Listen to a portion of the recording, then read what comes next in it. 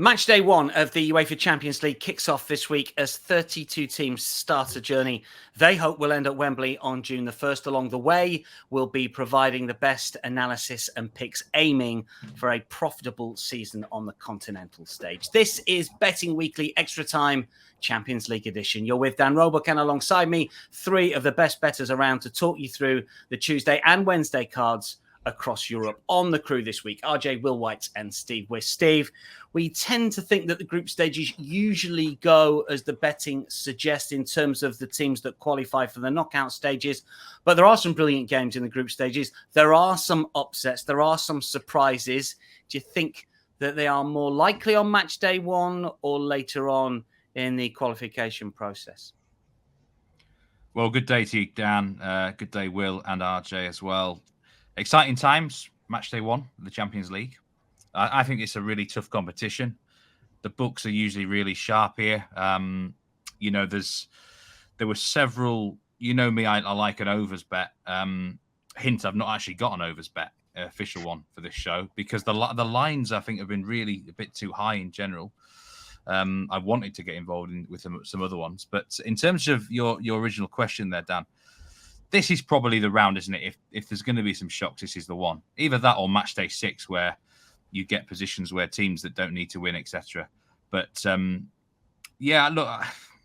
I just think it's a real challenge. You've got to look at each match individually, work out where there's a bit of value, work out where your confidence is.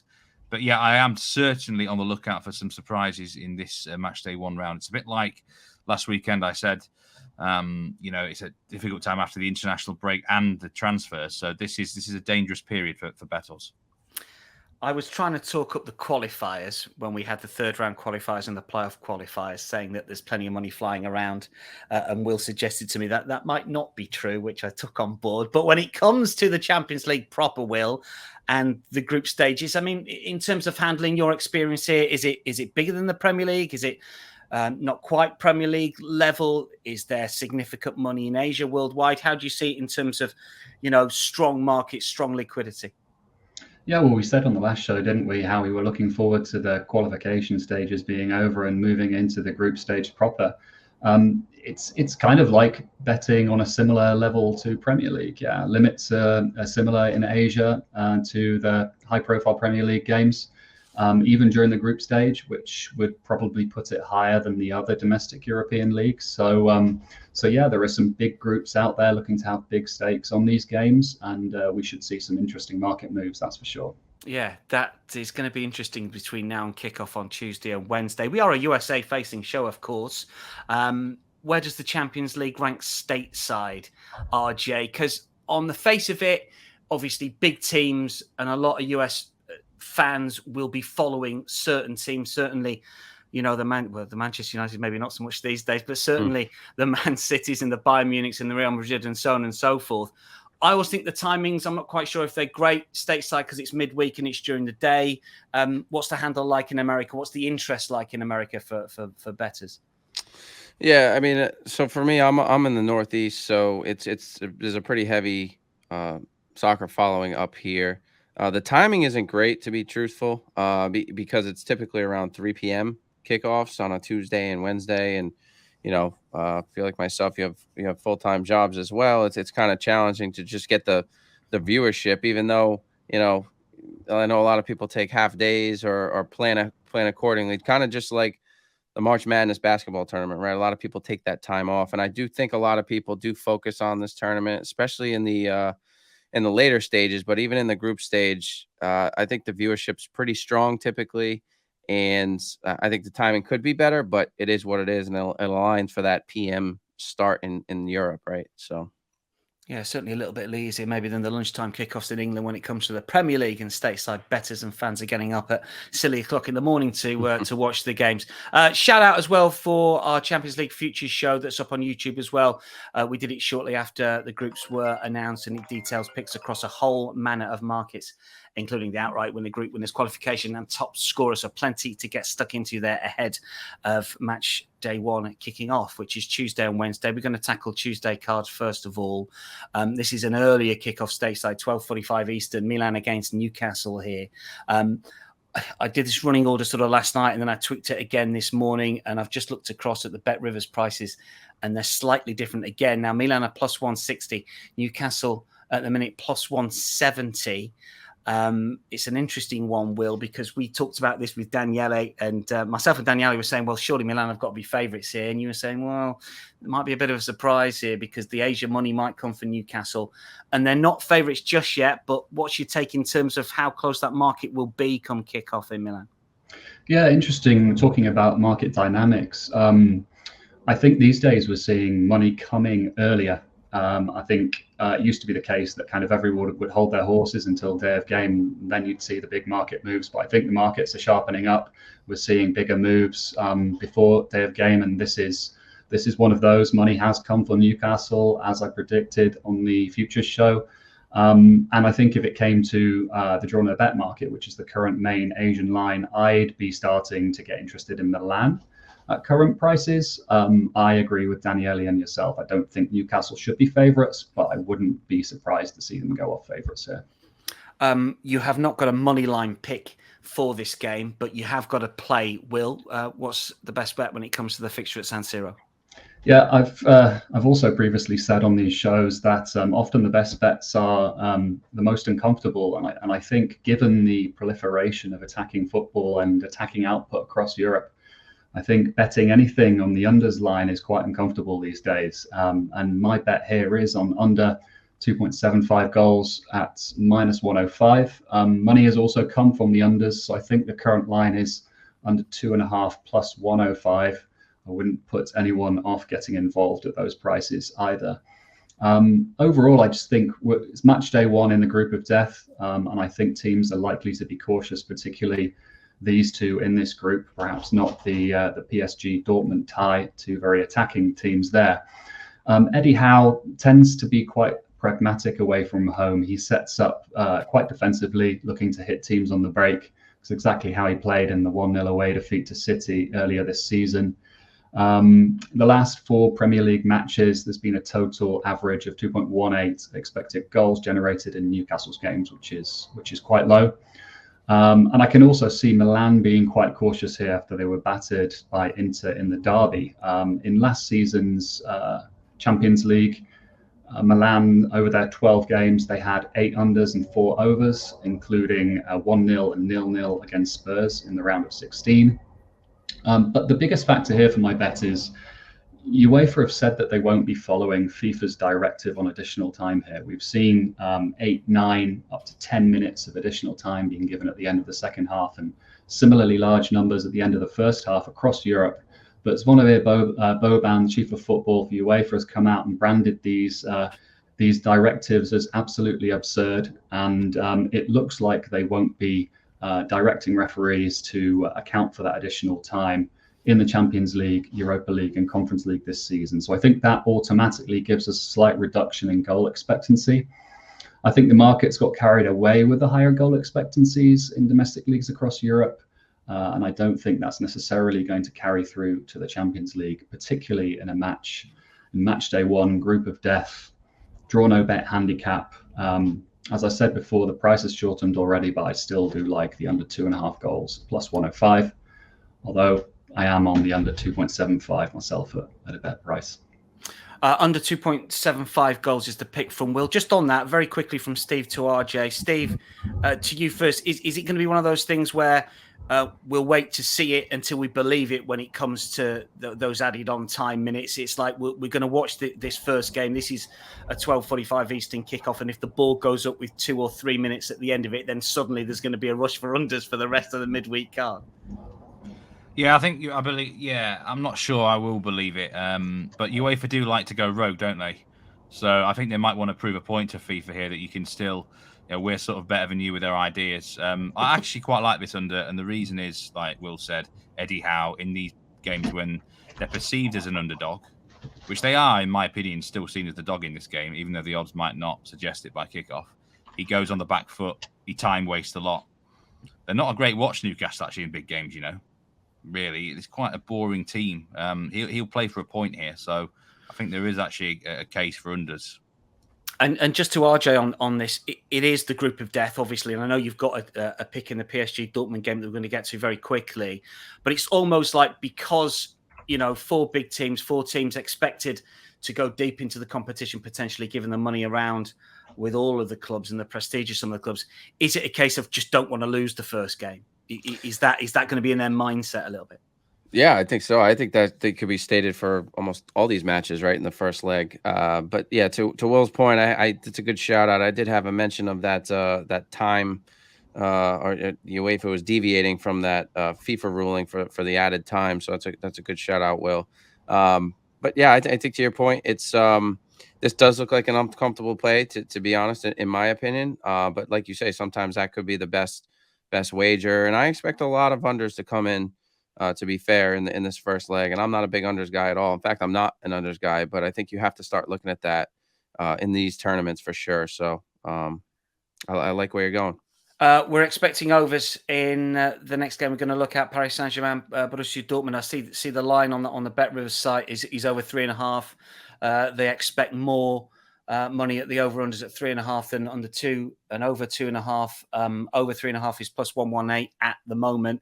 But you've gone to the prop markets, RJ, for this one. Paris Saint-Germain are the favourites at minus 134 thereabouts. Dortmund plus 335. There's been 1 or 2 tweaks when it comes to the prices. But just detail your bet here, because we're not money line, we're not overs and unders. We've gone to the side markets.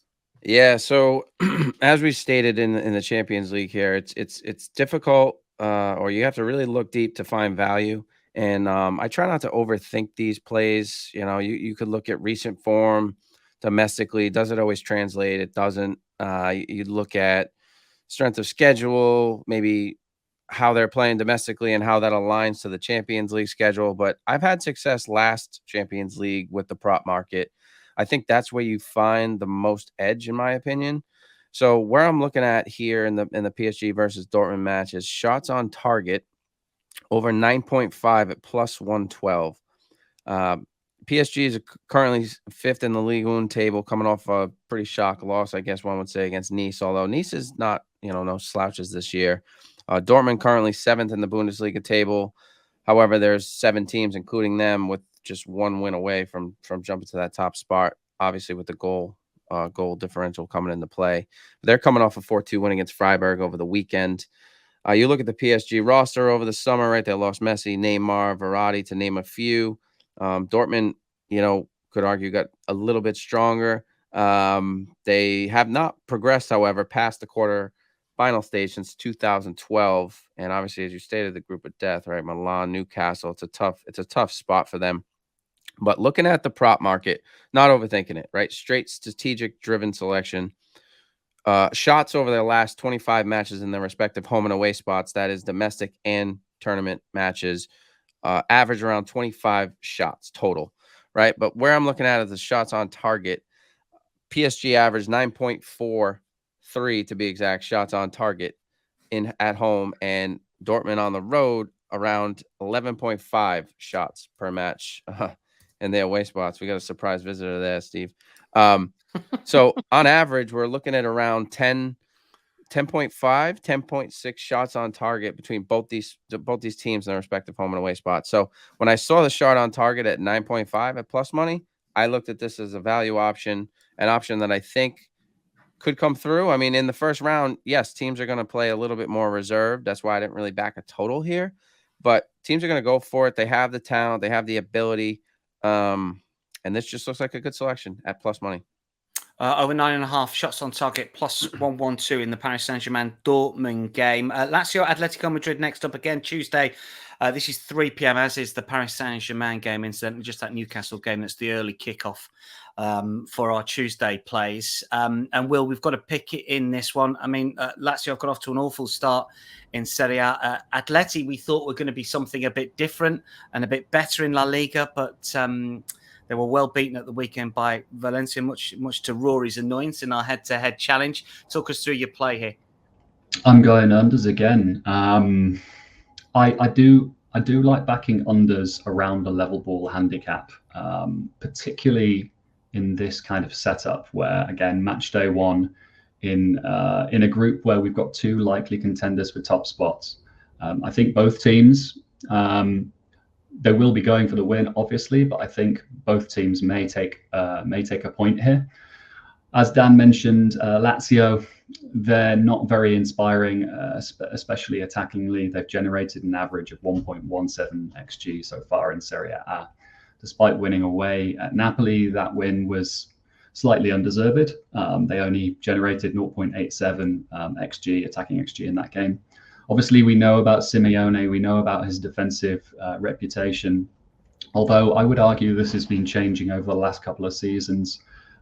Total xG in Atletico Madrid domestic La Liga games last season was 2.95 and 2.92 so far this season. So it seems that Simeone is adopting a more kind of fluid attacking approach. He's got the weapons to do that. Although for this tie, Atleti will be suffering from some quite significant injury news. They've lost Koke, very influential midfielder, and during the international break, they lost Rodrigo de Paul, who is another very, very important piece of that midfield. So it looks like they'll probably be starting with Barrios, Llorente, and Saul here in midfield, which is not particularly inspiring. And so I think maybe we'll see Simeone prioritize defensive solidity here. I think when it comes to Lazio, we've talked about their weak attacking underlying numbers so far this season. They also lost Milinkovic-Savic in the off season, which I think has contributed towards these lower underlying attacking numbers. Overall, I think this is far more likely to go under 2.5 than over 2.5. I can see 1-0 either way or a 1-1. I did originally lean Atleti on the Asian handicap on the draw no bet line, but the injuries are putting me off, and so I think I'll probably steer away from that now. Although maybe a slight lean for Atletico still. I just say that De Paul injury, I was quite in the Atletico Madrid camp for this game as well, but they massively missed him against Valencia. I thought he's actually a heck of a player. Yeah. I remember my own club Leeds were linked with him under Marcelo Bielsa. And I think, Bielsa recognises a good talent, doesn't he? He's a fantastic player. And, for my own group bet, I'm obviously cheering on Atletico here, but I'll take a draw if he offered it to me now. It could well be a 0-0. So, it's like these unders are certainly hitting around the show right now. It's like, are you Nigel Seeley in disguise, Will? And I think even RJ's got an under. The show hasn't he soon? So it's like, what's going on in this overs unders debate? It's hard to argue, isn't it? Here, this really does have the feeling of a tense, tight fixture. Yeah, totally agree, Steve. Sorry, Dan. I totally agree with De Paul. He had a bit of a slow start at Atleti, but at the end of the day, he's starting midfielder in that Argentina World Cup winning team, and he does a lot of work in that Atleti midfield, which is a vast part of their setup, and it's going to be completely revamped midfield for this tie. So not particularly keen on the over or really Atleti in this game. This is my De Paul stat for you. Last season, sorry about this, chaps. Matches with De Paul, percentage win 56%, matches without him 55%. Doesn't appear to be that much difference there. Just thought I'd park that one for you. Let's move on. Shakhtar versus Porto. RJ's got a selection for us in this one. This game being played in Germany. Look, there's going to be a lot of supporters, we know, for Shakhtar, but we're going to find out a little bit about how much they're going to be able to use that over the course of the Champions League group stages. They need to get off to a good start, obviously. Porto are the favourites here on the money line, minus 129 last that I looked, and we'll have prices, of course, on the screens that are more up to date potentially. But again, we're looking at unders here. RJ, talk us through the pick. Yeah, so those who know me know I never take unders, but here I am drinking the unders Kool-Aid.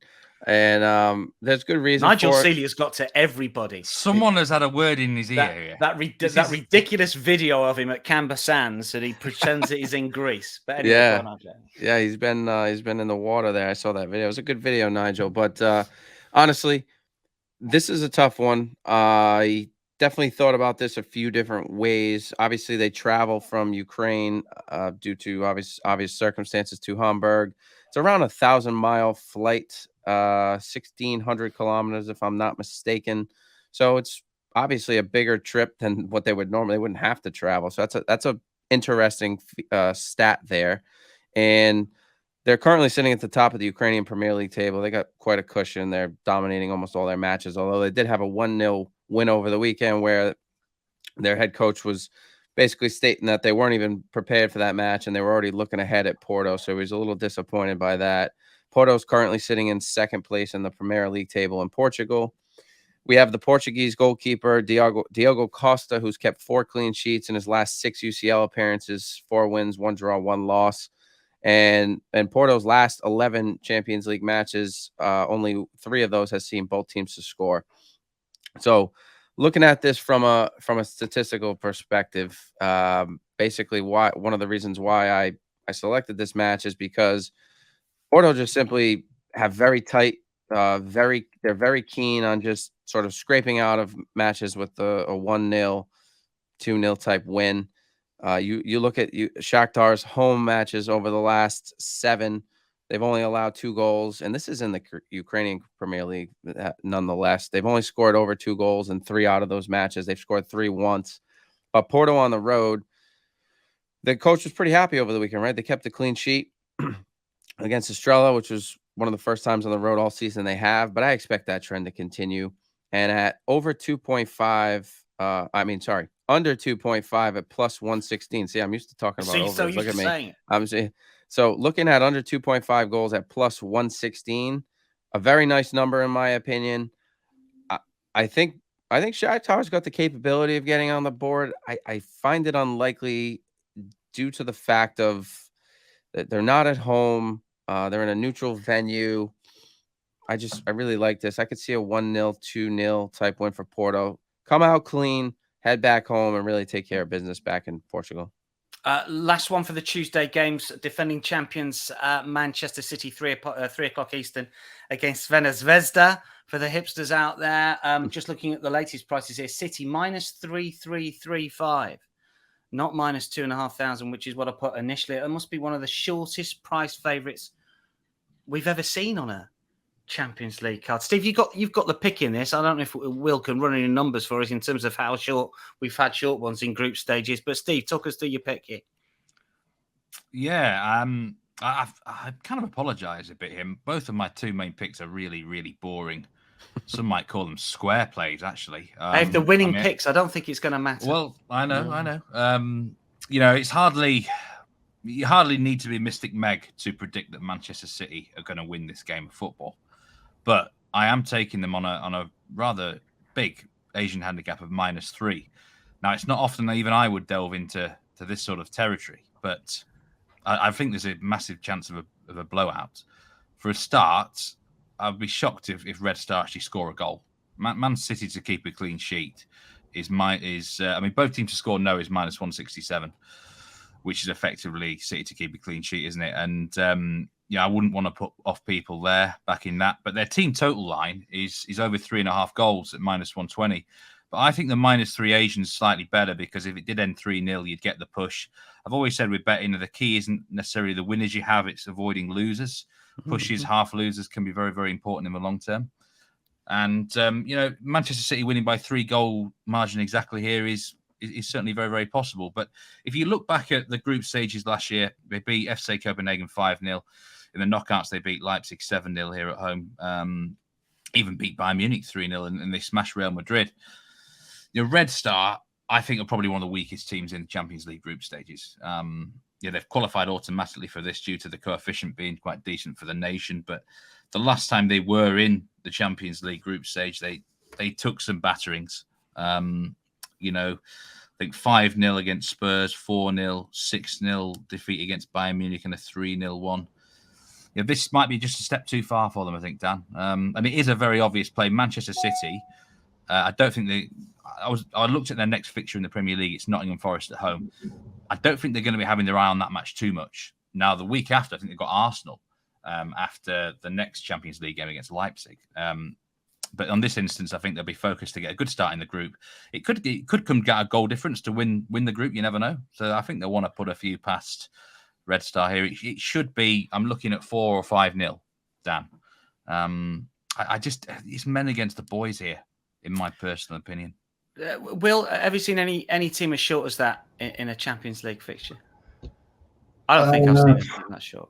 I think Bayern at home to Red Star in the season, the 2019-20 season that Steve was referring to. I think they went off -3 goals here as well. Right. And I think there's an argument that this City team is a little bit stronger than that very, very strong Bayern team.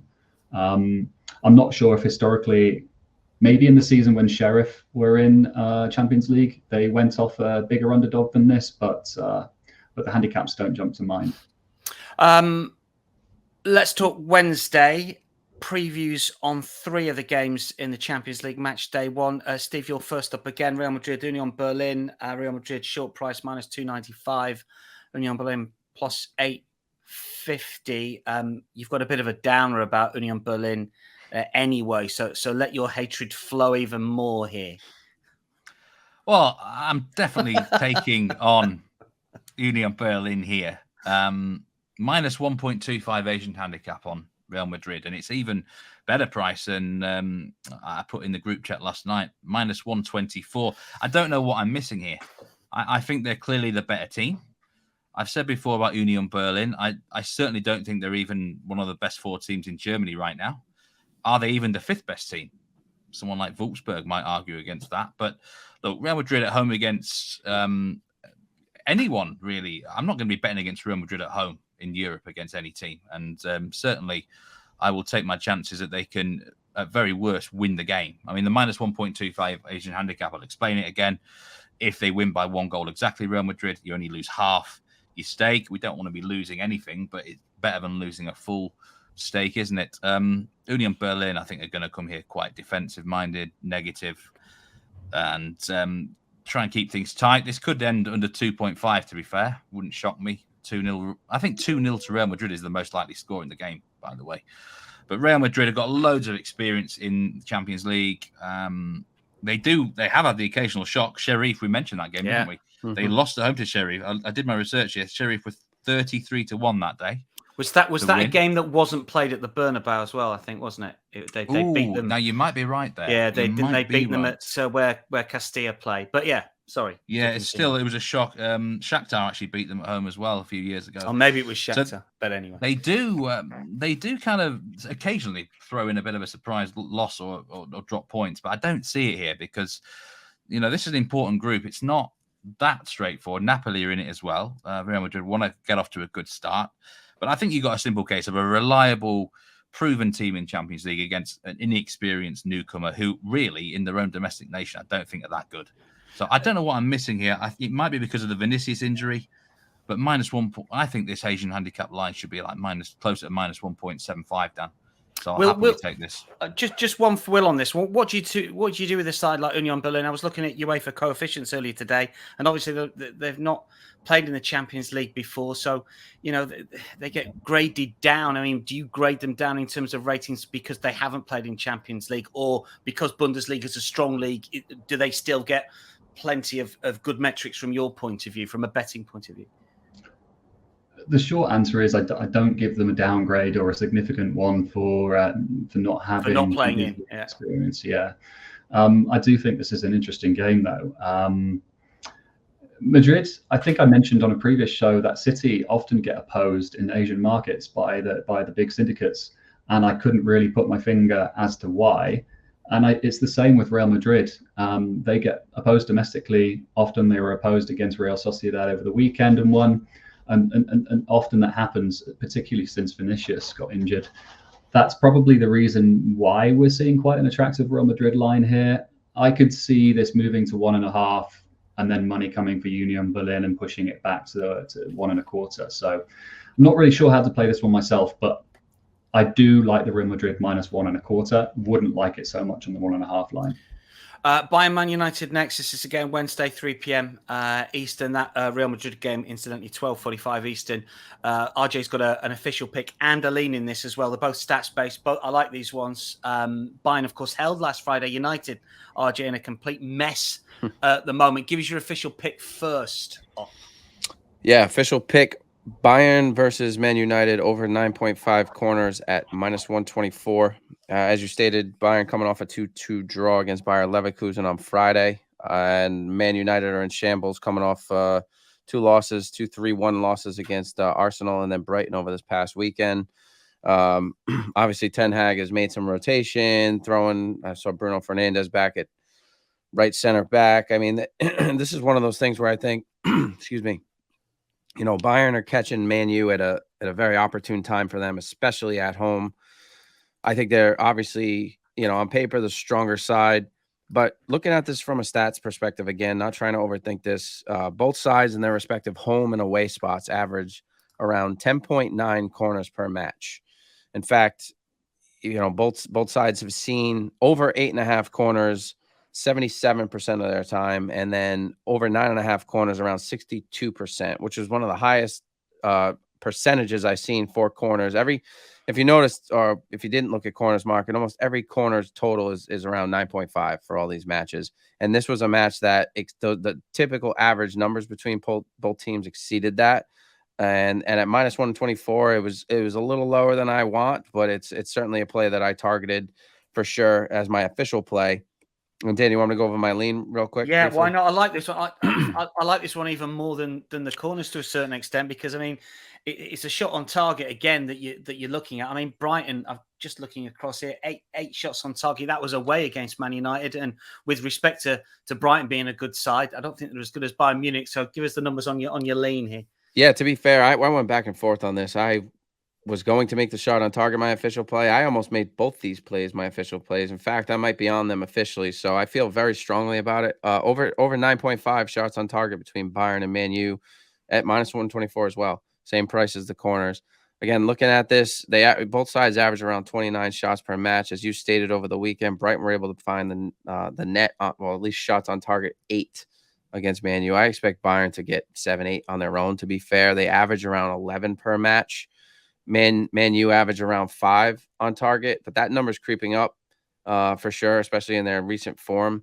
So they average around 10.2 shots on target per match, which was slightly over that 9.5. So I just kind of went from a metrics-driven perspective, although my gut says this gets over as well. I like that one. 2 picks, one official pick, 1 lean in the Bayern Man United game, over 9.5 corners and over 9.5 shots on target, both around about -124.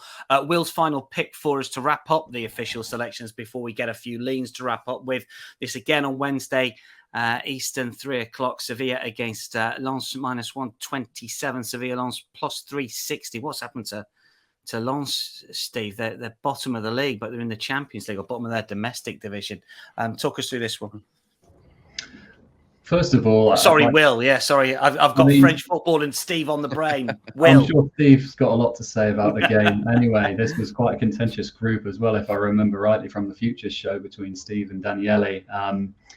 With these, no, was it PSV or was it Sevilla, Steve? That you were? PSV, wasn't it? Yeah.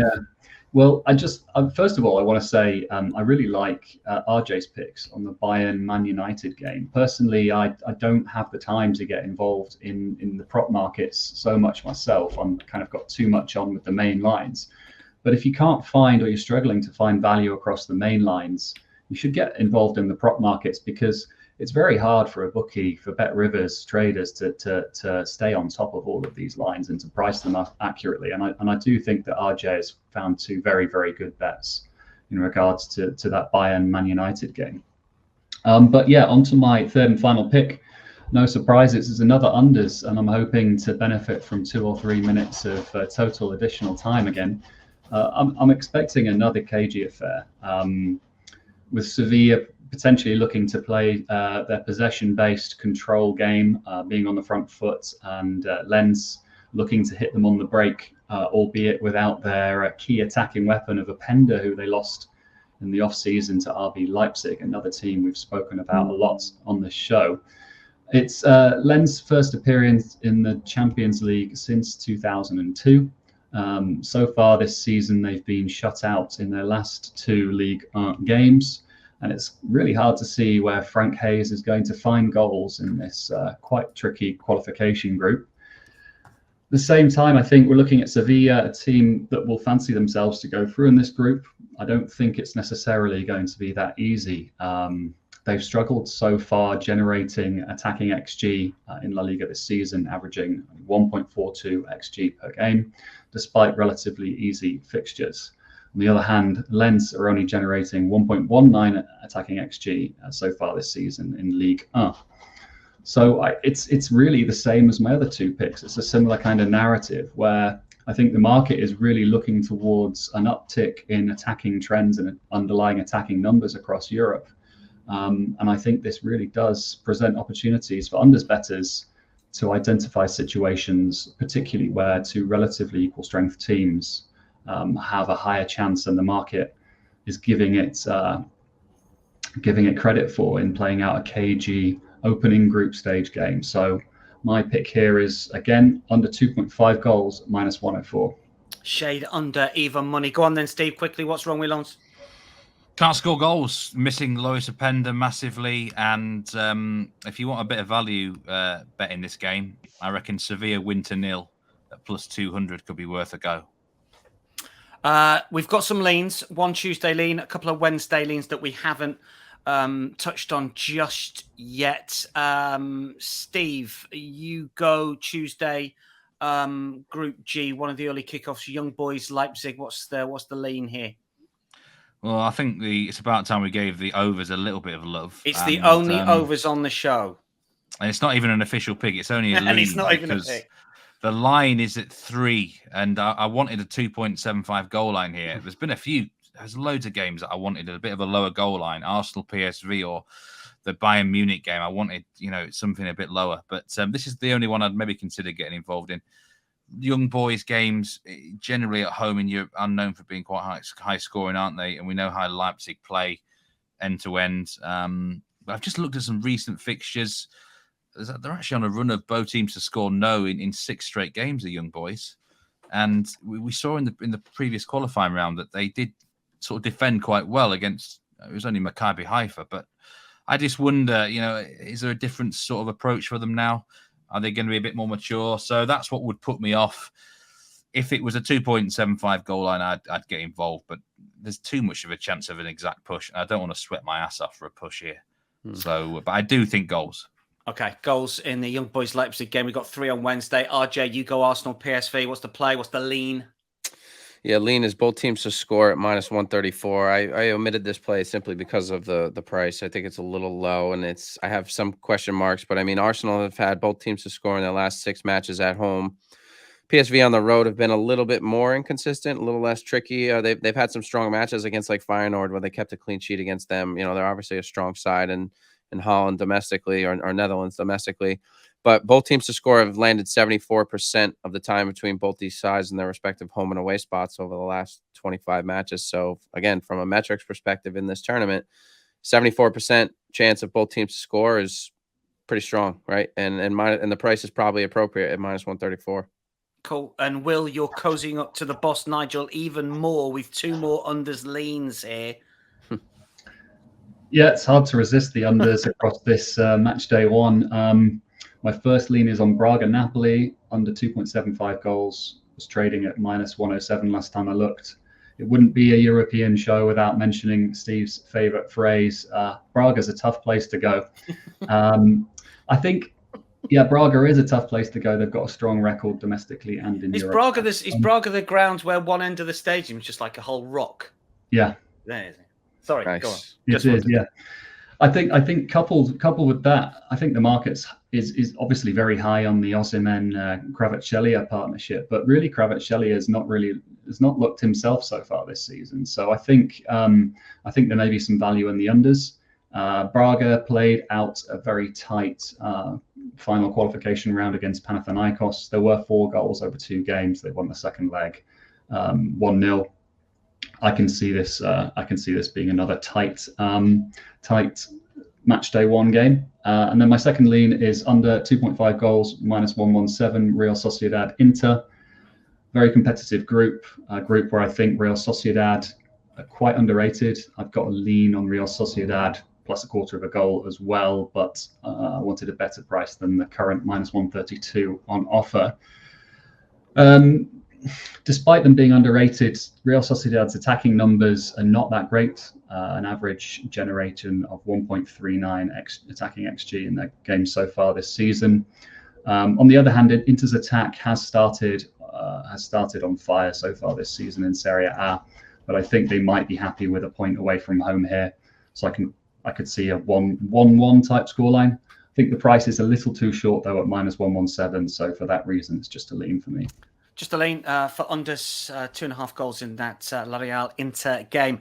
Very quickly then, best bets. We've had an awful lot of selections. We've had some leans as well. Let's get the pick of the bunch, one apiece. Steve, what's your best bet on match day 1 of the Champions League? Manchester City -3 Asian handicap, Dan. Okay, RJ, what's your best bet? I'm going to go with the corners bet. Bayern versus Man United over 9.5 corners at -124. Like that one. Will, if you were only to have one bet this midweek on the Champions League, it would be? AC Milan, Newcastle under 2.75 at -105, although it has shortened since.